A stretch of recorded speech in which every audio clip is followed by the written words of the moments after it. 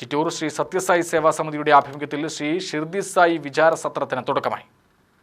5 ദിവസം നീണ്ടു നിൽക്കുന്ന പരിപാടി ദേവാംഗപുരം സൗദാംബിക കല്യാണ മണ്ഡപത്തിലാണ് നടക്കുന്നത്. ആദ്യ ദിനത്തിൽ സത്ര വിളംബര സമ്മേളനം നടന്നു. എൻ സോമശേഖരൻ പ്രഭാഷണം നടത്തി.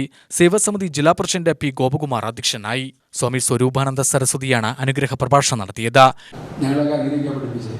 അപ്പോൾ ചെന്നപ്പോഴാണ് ഇതിൻ്റെ തമാശ കാണുന്നത്. ഒളിച്ചിരുന്നത് അല്ല, ഒരു വായ നോക്കിക്കൊണ്ടിരുന്നാണ് ഒളിച്ചു എന്താണോ കൊതി പിടിക്കുന്നു പറയുന്നത്. അപ്പോഴാണ് ഓരോ വ്യക്തിയും വിഭിന്ന വാസനകൾക്കനുസരിച്ച് ഭക്ഷണം ഇങ്ങനെ വെച്ച് വെള്ളം കൊണ്ട് ഇങ്ങനെ കുത്തുന്നവരുണ്ട്. അകത്തേക്ക് ഡെപ്പോസിറ്റ് ചെയ്തോളൂ.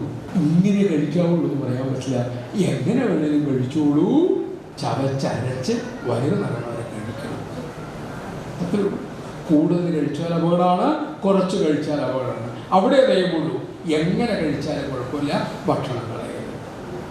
ഇതുപോലെ വിഭിന്ന മതങ്ങൾ, വിഭിന്ന ദർശനങ്ങൾ, വിഭിന്നത സുഖകരമാണ് ഒന്നിലേക്കുള്ള. ചോറിൻ്റെ കൂടെ ചുറ്റും കുറേ ആൾക്കാരെ നിരത്തി വെച്ചിട്ടുണ്ട്. എന്തിനാ? ഈ ചോറിന് രസം പിടിപ്പിക്കാനാണ്, അല്ലേ? അവിയലുണ്ടാവും, സാമ്പാറുണ്ടാവും, അച്ചാറുണ്ടാവും, ഇന്നിപ്പോൾ എന്തൊക്കെയാണെന്ന് അറിയാൻ പറ്റില്ല. പുളിയിഞ്ചി ഉണ്ടാവും, ഇഞ്ചിക്കറി ഉണ്ടാവും, മോരുണ്ടാവും, പപ്പടം ഉണ്ടാവും.